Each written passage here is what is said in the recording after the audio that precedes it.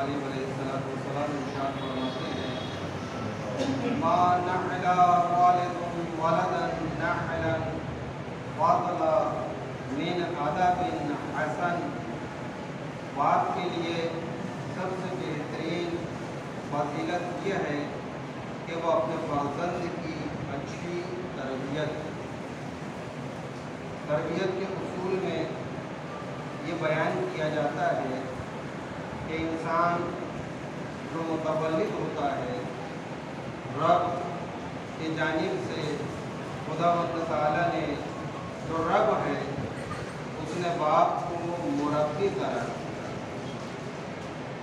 اور رب کے فرائض جو اللہ تعالیٰ انجام دیتا ہے جس میں ہمہ جانبہ عدالت کے تقاضے نہفتہ ہوتے ہیں، اسی طرح سے خداوند تعالیٰ باپ اور ماں کے لیے یہ چاہتا ہے کہ وہ اپنے اولاد کی بہترین تربیت کرے۔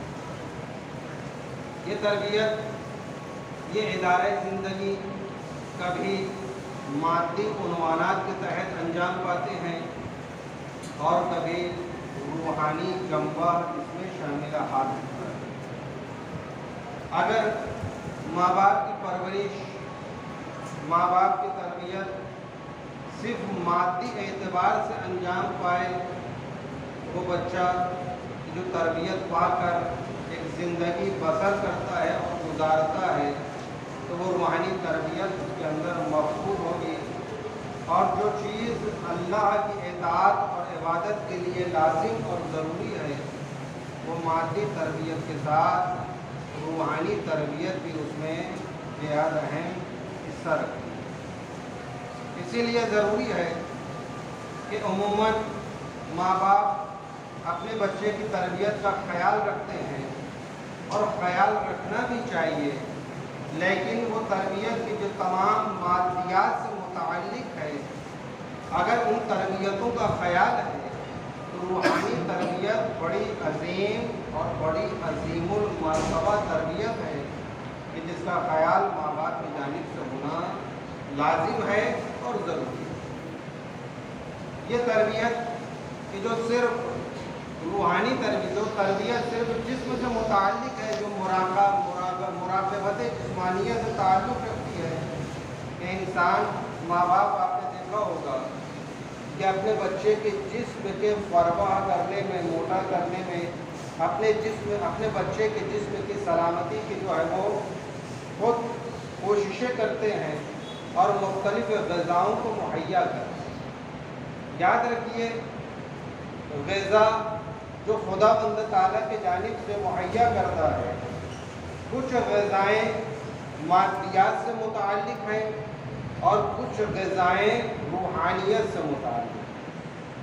اگر ماں باپ کی جانب سے صرف مادی غذاؤں کا انتظام کیا جا رہا ہے تو یہ اس بچے کے لیے مفید ہرگز نہیں ہوگا۔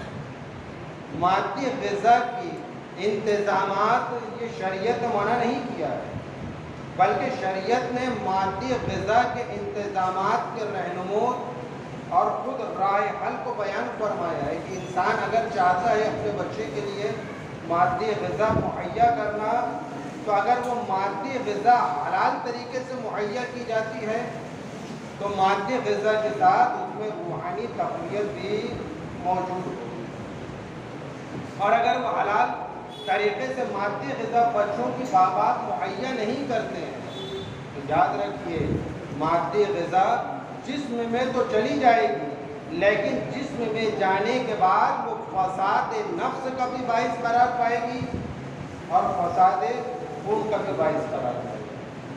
اگر انسان چاہتا ہے کہ اپنے بچے کی بہترین پرورش کرے تو غذا سے لے کر تمام امور کے جانب اسے نگاہ رکھنی ہوگی کہ تمام امور حلال طریقے سے انجام پا رہے ہیں یا نہیں، تمام امور پرورش کے صحیح طریقے سے کہ جس میں اطاعت پروردگار مضمر ہے، وہ اطاعت پروردگار کے اعتبار سے پرورش ہو رہی ہے یا نہیں۔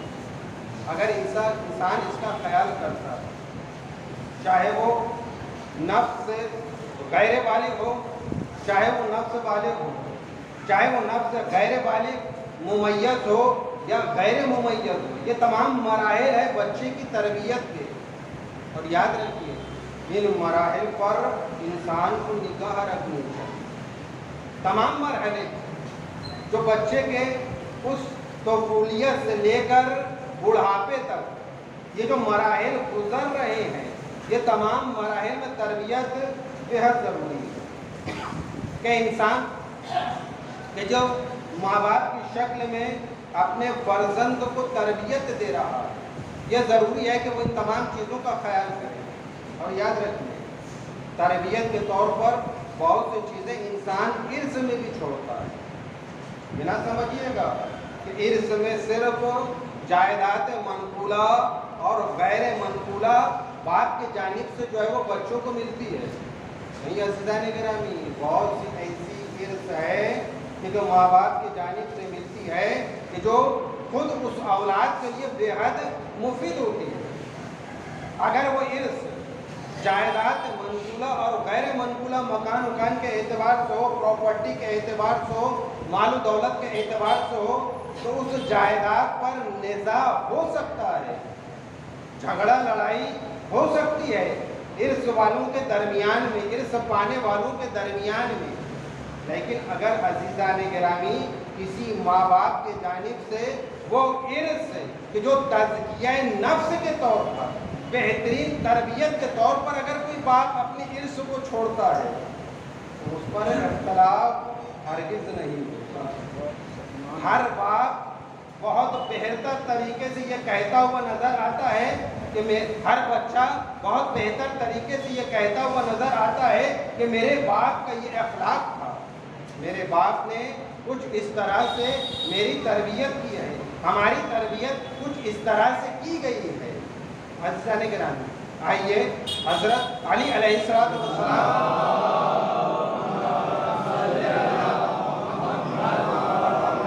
ارشاد فرماتے ہیں کہ فرزند کے لیے سب سے بہتر ارث ادب ہے. کیا باپ نے اپنے بچے کو ادب سکھایا یا نہیں؟ ادب چھوڑا ہے یا نہیں؟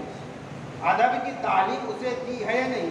باپ کی جانب سے اگر بچے کو ادب کی تعلیم دی گئی ہے تو یاد رکھیے یہ تعلیم بہت بہترین تعلیم ہے اور رہتی زندگی تک اس بچے کے لیے ایک بہترین عمل اور تربیت گاہ کہلائے. عزیزان گرامی، خود رسول خدا صلی اللہ علیہ وسلم کس طرح سے بچوں کی تربیت کی جائے، اس کے لیے رسول خدا نے بیان فرمایا ہے. 3 حصوں میں اس تربیت کو بانٹ کر رسول خدا نے بیان فرمایا ہے کہ قال نبی صلی اللہ علیہ وآلہ وسلم الولد سید 7 سنین. یہ ولد بیٹا بچہ سید ہوتا ہے یعنی حاکم ہوتا ہے، سردار ہوتا ہے 7 سال تک. 7 سال تک بچہ حاکم ہوتا ہے ماں باپ کے لیے. یاد رکھیے، آپ نے غور کیا ہوگا چھوٹا بچہ ہے وہ برابر اپنی فہم و فراست کے اعتبار سے ماں باپ سے سوال کرتا ہے اور ان سوالوں کو آپ چھوٹا مت سمجھیے، ان سوالوں کو آپ پسے پشت مت ڈالیے، سوالات پر آپ اگنور نہ کیجیے. بچہ اگر سوال کر رہا ہے تو سوال کے جواب بھی دیجیے اور سوال کرنے کا طریقہ بھی بیان کیجیے، سوال کے ذریعے سے اور جواب کے ذریعے سے اس کی رہنمائی بھی کیجیے. اگر آپ نے بچے کے سوالات پر جوابات تشفی بخش عنایت نہیں کیا تو یاد رکھیے وہ بچہ سوالات کرنا چھوڑ دے گا. اگر یہ 1 سال سے یا 2 سال سے یا 3 سال سے بچہ سوال کر رہا ہے اور 7 سال تک سوال کر رہا ہے اور اگر آپ نے اس پر حکم کے اعتبار سے یعنی وہ سوال کے اعتبار سے جواب نہیں دیے تو یاد رکھیے 7 سال کے بعد اب وہ بچہ سوال کرنا چھوڑ دے گا. یہ پہلا 7 سال. اس کے بعد دوسرا سال تھا عبد 7 سنین، وہ عبد قرار پاتا ہے 7 سے لے کے 14 سال تک عبد قرار پاتا ہے. یعنی اب کیا ہے، وہ آپ کا محکوم بچہ اب حاکم ہے. ابھی تک 7 سال تک بچہ حاکم تھا باپ پر، اب 7 سال کے بعد سے بچہ اب حاکم نہیں ہے، محکوم ہے، اور باپ حاکم ہو جاتا ہے 14 سال تک۔ ہمیں غور کرنا ہوگا کتنا ہم حکم اپنے 14 سال کے بچے پر چلا سکتے ہیں۔ آج تو بچہ 12 سال کا ہو جاتا ہے، اگر ماں کی جانب سے کوئی حکم آیا تو وہ بچہ حکم کو ماں کے پس پشت ڈال کر کھیل کے میدان میں پہنچ جاتا ہے۔ باپ کے جانب سے اگر چھوٹا سا حکم آیا تو باپ کو یہ جواب دیتا ہوا نظر آتا ہے کہ آپ ابھی نہیں سمجھ پائیں گے، یعنی بچہ اب 14 سال سے کم ہے اور باپ سے زیادہ سمجھدار ہو گیا۔ یہ بچے کی لاپرواہی نہیں، اصل میں یہ باپ کی تربیت کی کمی اور باپ کی تربیت کی کجی تھی کہ اس نے صحیح تربیت نہیں کیا۔ یہ 7 سال سے لے کے 14 سال تک۔ اب آئیے تیسرا حصہ جو رسول خدا نے اس بچے کی تربیت کے لیے مخصوص کیا ہے، وہ 14 سال کے بعد سے لے کر 21 سال تک۔ اس کو رسول خدا نے کیا فرمایا ہے کہ وہ وزیر 7 سنین، اور بچہ 14 سال کے بعد سے وزیر ہو جاتا ہے۔ وزیر آپ سمجھتے کسے کہتے ہیں؟ بادشاہ کا وزیر ہوا کرتا تھا۔ وزیر کیوں رکھا جاتا تھا؟ تاکہ بادشاہ اسے مشورہ لیا جائے۔ مشورہ کس سے لیا جاتا ہے؟ کہ جو مشورہ دینے کے قابل ہو۔ ایسے فہم و فراست کے آدمیوں کو بادشاہ اپنا وزیر مقرر کیا کرتا تھا کہ جس کے پاس علم بھی ہوا کرتا تھا، ذہن بھی ہوا کرتا تھا، فراست بھی ہوا کرتی تھی۔ ایسے شخص سے وزیر ہوتا تھا اور جس کا بادشاہ مشورہ لیتا تھا۔ اب یہ 14 سے لے کر 21 سال تک ہمارے لیے بچے کو خدا بند تعالیٰ نے نبی خدا کے ذریعے سے وزیر بنا دیا۔ ہمارے گھر میں اگر بچہ ہے آپ اس سے مشورہ لیجیے اور دیکھیے، سمجھیے کہ آپ کا بچہ 14 سال کے بعد سے لے کر 21 سال کے درمیان میں جو عمر گزار رہا ہے، کیا اس عمر میں آپ کا بچہ مشورہ دینے کے قابل ہے یا نہیں؟ اگر آپ کا بچہ مشورہ دینے کے قابل نہیں ہے تو پتہ یہ چلتا ہے کہ تربیت میں کہیں کمی رہ گئی۔ کون سی تربیت؟ 7 سال تک والی تربیت، 7 سال سے لے کر 14 سال تک والی تربیت، اس میں کمی رہ گئی۔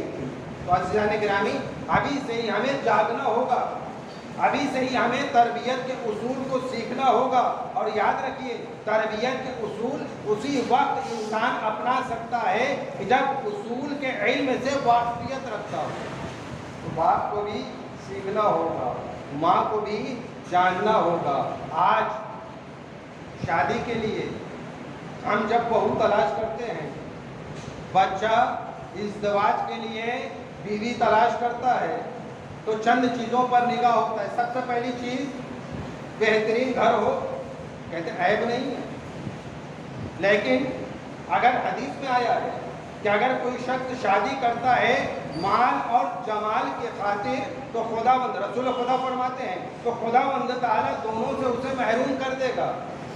تو انسان کو چاہیے نہ مال کے وجہ سے شادی کرے، نہ جمال کے خاطر شادی کرے، بلکہ انسان یہ دیکھے، تربیت کا اصول ہے 21 سال تک 3 مرحلے میں تربیت کرنا ہے، اور تربیت ماں کو بھی کرنی ہے، تربیت باپ کو بھی کرنی ہے۔ اب آپ کو شادی کے وقت یہ خیال کرنا ہوگا، کیا واقعاً ہم ایسی بہو کو گھر میں لا رہے ہیں؟ کیا واقعاً کوئی اگر بچہ شادی کرنا چاہتا ہے، کیا واقعاً میں ایسی بیوی کو گھر میں لا رہا ہوں کہ وہ تربیت کے اصول سے واقفیت رکھتی ہے یا نہیں؟ یہ ہمیں سمجھنا ہوگا۔ واقعاً عزیزان گرامی، تربیت کے اصول سے واقفیت بے حد ضروری ہے۔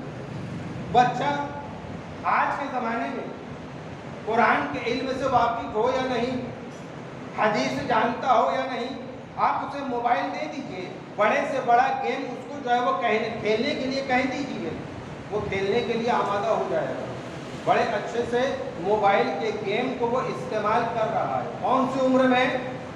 وہ حاکمیت کی عمر میں، 7 سے لے کے 14 سال تک۔ بلکہ آج کے زمانے میں تو بڑا تعجب ہوتا ہے، باپ مسکرا کر جواب دیتا ہے۔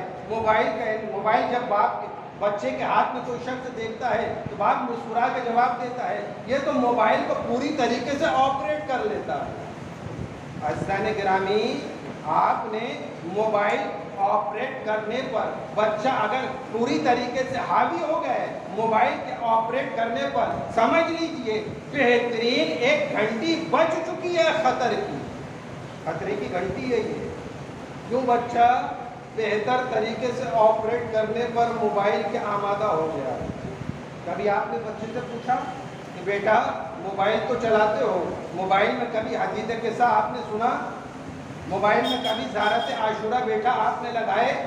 موبائل میں کبھی آپ نے زیارت عاشورہ کے ساتھ سورہ یاسین سنا؟ آپ نے سورہ رحمان آپ نے سنا؟ سورہ رحمان کیسے ڈاؤن لوڈ کی جاتی ہے بچے کو اس کی خبر نہیں ہے.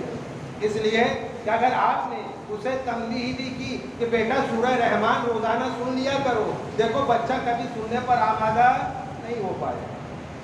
تو عزیزان گرامی، یہ ہے تربیت کے اصول کہ تربیت بے حد ضروری ہے. مسموم تربیت سے انسان کو ڈرنا چاہیے، اور یہ ڈر اور یہ خوف انسان کے لیے بے حد ضروری ہے.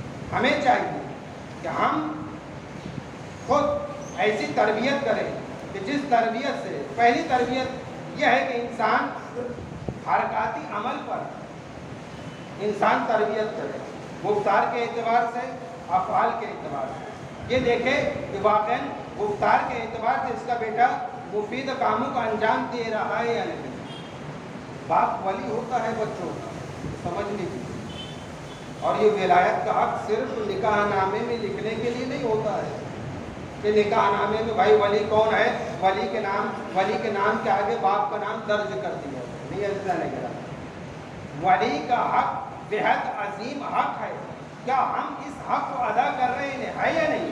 اسے کہتے ہیں حق کے ولایت. حق کے ولایت ہم نے ادا کیا یا نہیں؟ پکڑا جائیں گا ہر باپ اگر اس نے حق کے ولایت ادا نہیں کیا. حضرت علی علیہ السلام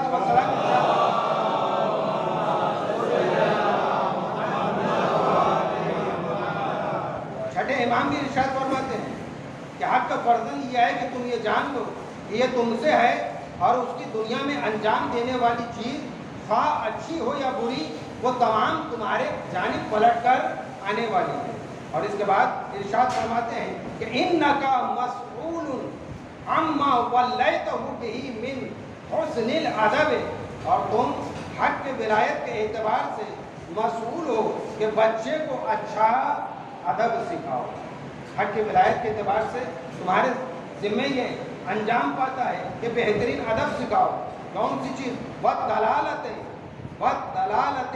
عَلَى رَبِّهِ عَزَّ وَجَلَّ، اور رب کے وجود پر دلیلیں سکھاؤ بچوں کو. پہلی چیز ادب، دوسری چیز رب کے وجود پر دلیلیں سکھانی ہے. اب ایک سوال اٹھتا ہے، باپ کے پاس ہے دلیل کہ نہیں رب کے وجود پر؟ تبھی تو بچے کو سکھائے گا نا. پتہ یہ چلتا ہے کہ باپ کے پاس ہی رب کے وجود پر دلیل نہیں. ایک خان صاحب تھے، وہ بھی مولانا کا خطبہ جمعے میں بڑا سنا کرتے تھے، کیونکہ کسی کو اگر کوئی شخص کسی کو مسلمان کر لے تو وہ ڈائریکٹ جنت میں چلا جاتا ہے. اب انہیں تمنا ہوئی کہ بھائی کسی نہ کسی کو مسلمان کرنا ہے تاکہ جنت میں جاؤں. گاؤں سے گزر رہے تھے، انہوں نے دیکھا کہ ایک شخص آ رہا ہے. غور سے دیکھا، ہاں بولے یہ مسلمان نظر نہیں آتا. نام پوچھا، تصدیق ہوئی کہ مسلمان نہیں. بولے کلمہ پڑھو. آنے والے شخص نے بھائی کلمہ کیوں پڑھوں؟ نہیں، بولے پڑھنا پڑے گا. وہاں پر دو بات ہوتی ہے. جب وہ کلمہ پڑھنے پر آمادہ نہیں ہوتا تو خان صاحب پٹک کر سینے پہ سوار ہو جاتے ہیں. جیسے ہی سینے پہ سوار ہو جاتے ہیں تو آنے والا شخص دیکھتا ہے کہ بھائی مجبور، اب یہ کچھ نہ کچھ کرنے کے لیے آمادہ. تو وہ کہتا ہے آنے والا شخص ٹھیک ہے بھائی لاؤ کلمہ پڑھا تو پڑھ لیتا ہوں. یہ بیچارے کہتے ہیں بھائی کلمہ تو مجھے بھی نہیں آتا ہے. اٹھا کر اسے مسجد میں مولانا کے پاس لے کر آتے. تو شخص اگر تعلیم دینا چاہتا ہے تو پہلے خود تعلیم کو حاصل کرنا ہوگا. یاد رکھیے، ان مسلمان وہی شخص ہو سکتا ہے جو اصول دین پر عمل کرے، اصول دین کو جانے، اصول دین کو مانے. اصول دین میں سب سے پہلی چیز توحید ہے. توحید باری تعالیٰ پر دلیل ہے یا نہیں؟ سادہ سی سادہ. یاد رکھیے اصول دین میں تقلید ہرگز نہیں کی جا سکتی ہے. مسئلے میں تقلید ہے، فروع دین میں تقلید ہے، اصول دین میں تقلید نہیں ہے۔ اصول دین پر اعتقاد رکھنا ہوگا دلیلوں کے ساتھ۔ ہمارے پاس دلیل ہے وحدانیت پر، ہمارے پاس دلیل ہے رسالت پر، ہمارے پاس دلیل ہے امامت پر، کیا کہ دلیل نہیں ہے تو عزیزان گرامی دلیل رکھتا ہوگا۔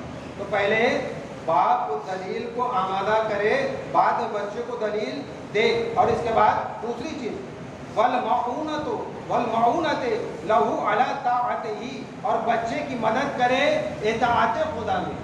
ہاں یاد رکھیے، اگر بچہ غلطی کر رہا ہے تو آپ کو روکنا ہوگا، ٹوکنا ہوگا، تاکہ آپ اس کی مدد کر سکیں اطاعت خدا میں، نہ تشویق کیجیے۔ اگر آپ سمجھ گئے کہ آپ کے بچے نے غلطی کیا ہے تو آپ یہ کہہ دیجئے کہ بیٹا آپ نے غلطی کی ہے، چاہیے ان سے آپ معافی مانگ لیجئے۔ یہ بہت عظیم عمل ہے جس کو انسان کو انجام دینا چاہیے۔ اور دوسرے مقام پر رسول خدا صلی اللہ علیہ وسلم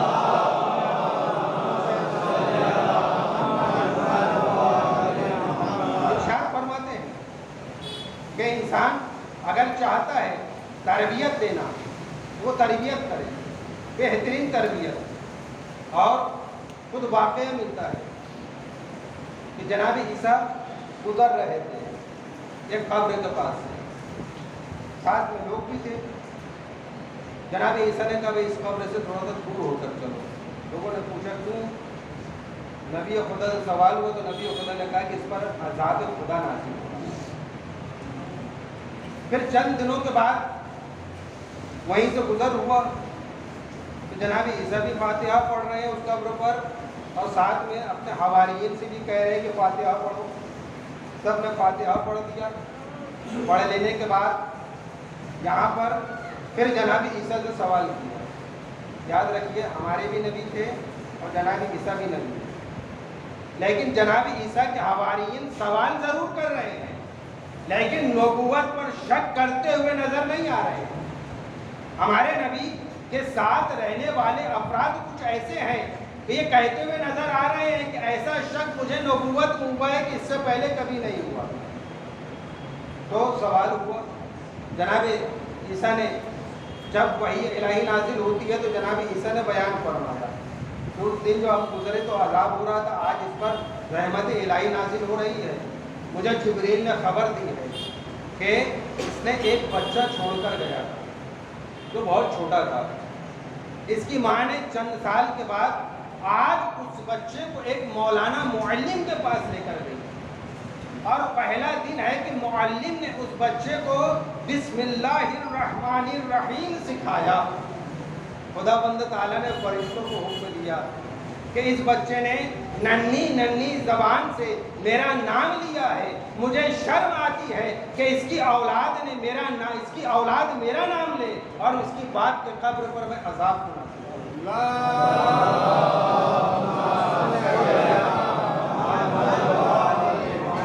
فوراً فرشتے جاتے ہیں، بات کے قبر سے عذاب کو ہٹا دیتے ہیں۔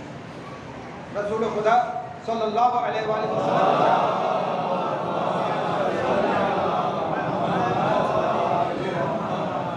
عن النبی قال ان معلم اذا قال للصبی بسم اللہ كتب اللہ له وللصبی ولوالدیہ براءۃ من النار۔ فرماتے ہیں رسول خدا کہ جب استاد بچے کو بسم اللہ الرحمن الرحیم پڑھاتا ہے تو خدا اس استاد کو بھی بخش دیتا ہے، بچے کو بھی بخش دیتا ہے، اور اس کے والدین کو بھی بخش دیتا ہے، اور آتش جہنم سے آزاد کر دیتا ہے۔ چاہیے ہمیں کہ ہم اپنے بچے کو ضرور، آج کے زمانے میں بڑی فکر ہوتی ہے کہ بہترین اسکول میں ہمارا بچہ تعلیم حاصل کرے، لیکن انسان کو یہ فکر نہیں ہے کہ بہترین مدرسے میں ہمارا بچہ پڑھے۔ آپ بہترین معلم کے پاس بچے کو تعلیم کے لیے بٹھلائیے، وہ معلم کہ جو صلاحیت رکھتا ہو، وہ معلم کہ جو صحیح طریقے سے بسم اللہ الرحمن الرحیم کی تعلیم دے سکے، وہ معلم کہ جو صحیح طریقے سے تفسیر قرآن بیان کر سکے۔ واقعاً یہ ضروری ہے۔ تو تربیت یہ آپ والدین کے ذمے ہے کہ انسان تربیت کرے، اور اس طرح سے انسان محفوظ رکھنا چاہتا ہے اپنے بچوں کو، وہ حفاظت بھی ضروری ہے کہ انسان برابر حفاظت کرے۔ جناب رسول خدا صلی اللہ علیہ وسلم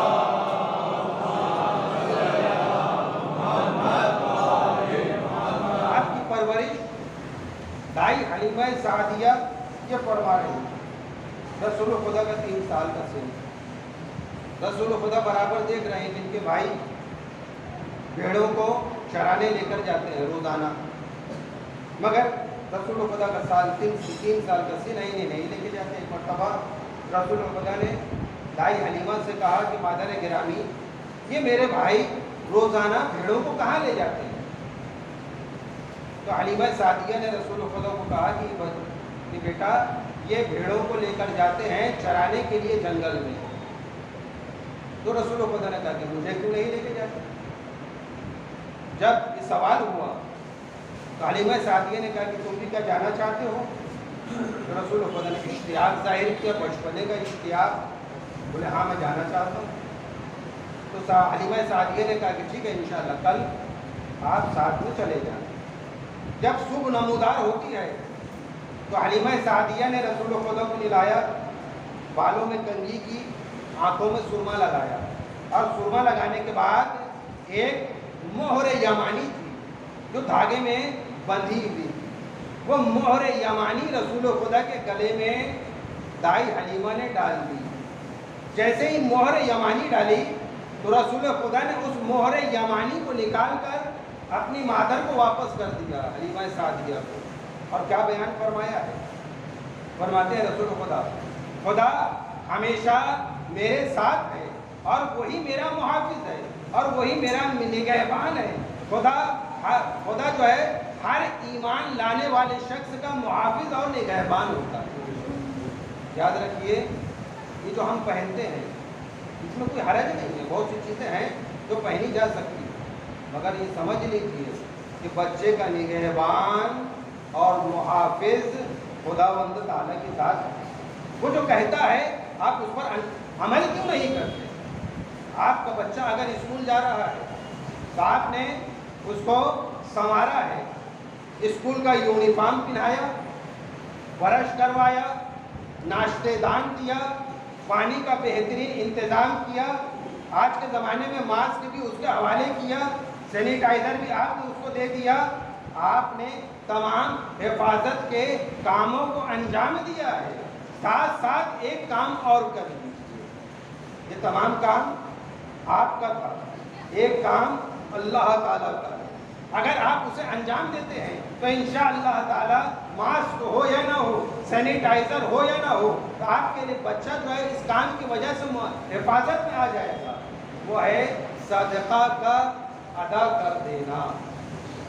آپ یہ عادت ڈال دیجئے بچے کو کہ نکلتے وقت بچے کو صدقے کے لیے، ضروری نہیں ہے کہ آپ اس کے ہاتھ میں زیادہ رقم رکھیے، 5 روپیہ رکھ دیجئے، 2 روپیہ رکھ دیجئے، 1 روپیہ رکھ دیجئے۔ اللہ کے نزدیک وہ فیگر کے جو ہے وقت نہیں ہے، آپ اللہ کے نزدیک صرف نیت، الاعمال بالنیات، آپ ہاتھ میں صدقے کے پیسے کو رکھ کر بچے سے نیت کروائیے کہ صدقہ دیتا ہوں میں بلا کے رد ہونے کے لیے، صحت و سلامتی کے لیے، حفاظت کے لیے، سنت قربتاً الی اللہ۔